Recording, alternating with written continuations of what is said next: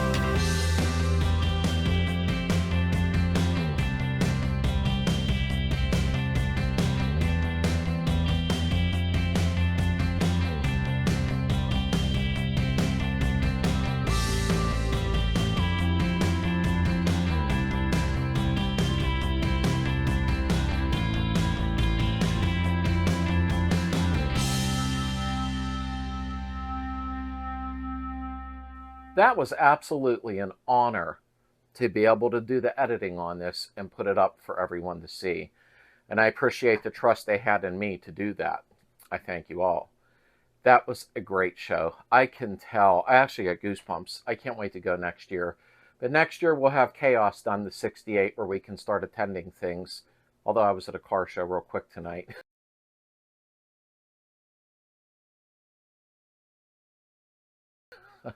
But I didn't film it. Something cool is coming up. Bringing something home. You'll have to guess.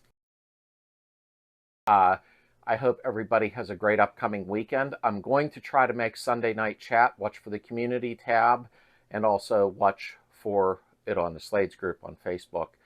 Thanks again, everybody, for being part of all this.